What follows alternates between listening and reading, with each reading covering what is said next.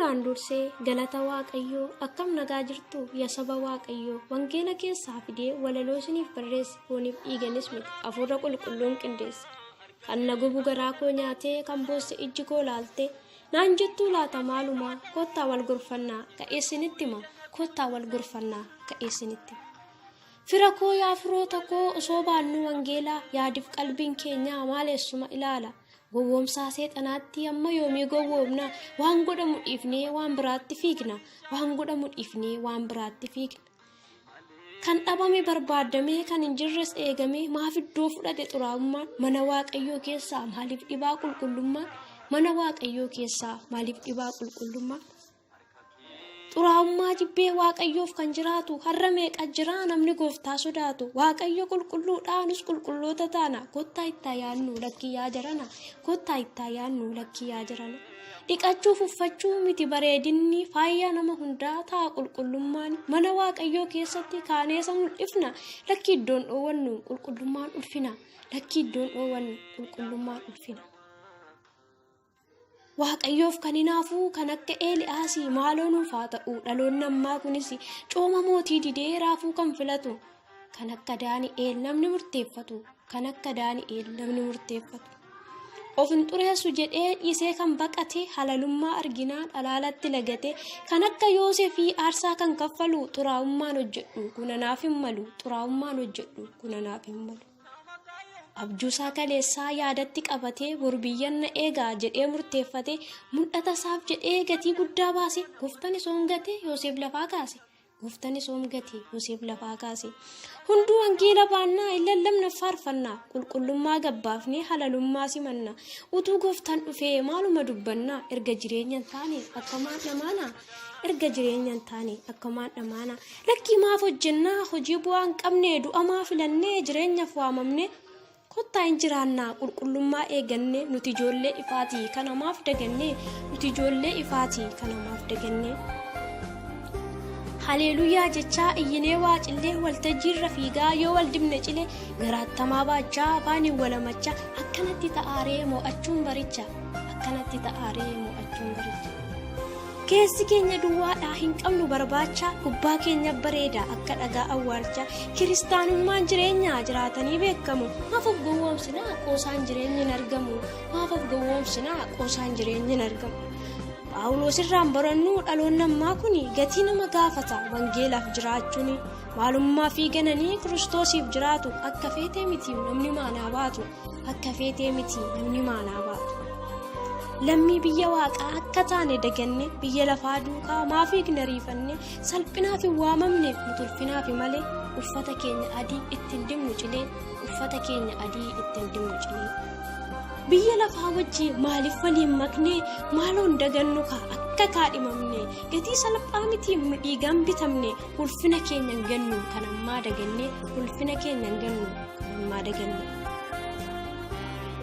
biyyi lafaa kuni darba hawwisaa sobeenu sossobee qilillee nu buusaa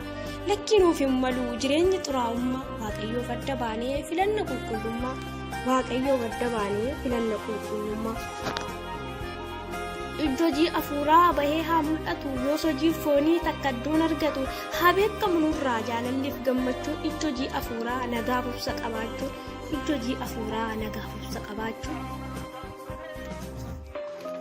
of oowwuuf gaarummaan amanamummaa farjummaa kunis hojii afuuraa kan mi'aawu akka dammaa keessattuu haa ilaallu kun dubbii wangeelati waamee karaatti deebisa kaffiiguu jal'inatti waamee karaatti deebisa kaffiiguu jal'inatti qajeelfama jireenyaa wangeelarraa dubbifnee waaqayyoof jiraannaa biyya lafaa ganne ulfinatti deemnaa qabachuuf aggaamnaa waan hundumaa dhiibnee yesuusiif bitamna waan hundumaa dhiibnee yesuusiif bitamna mee takka himummoo hojii foon hojjetu Galaatiyaa 5:9 argattu halalummaa xuraa'ummaa jireenya gadi dhiisii waaqayyoolii tolfamoo waaqessuuf akkasii waaqayyoolii tolfamoo waaqessuuf akkasii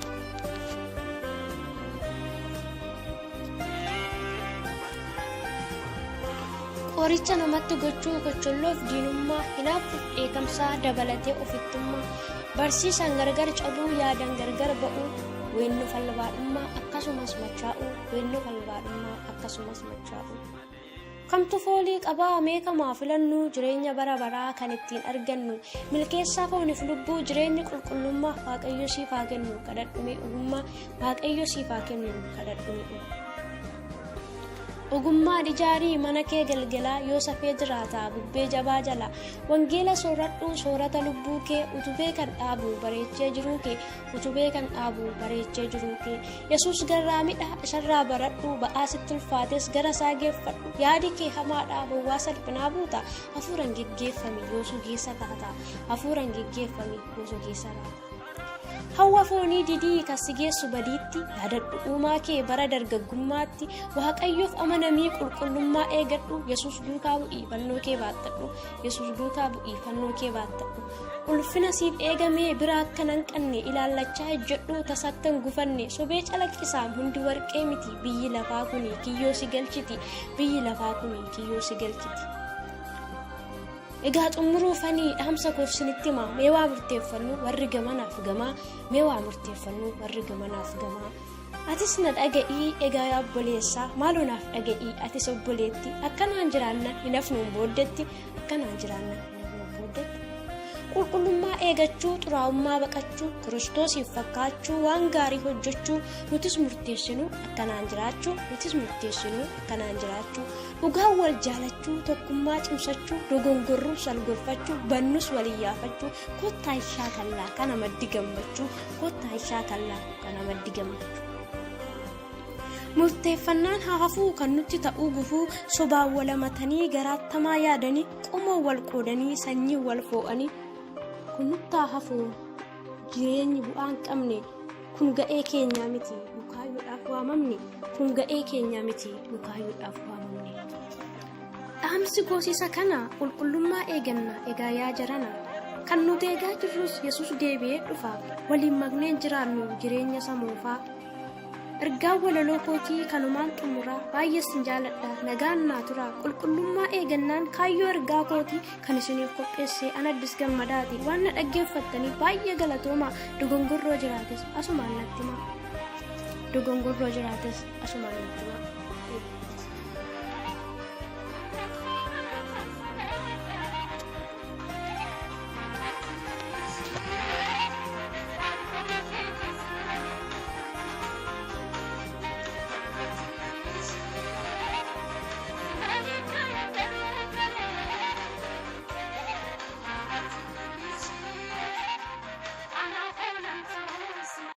walaloo maaliif dhiibaa qulqullummaa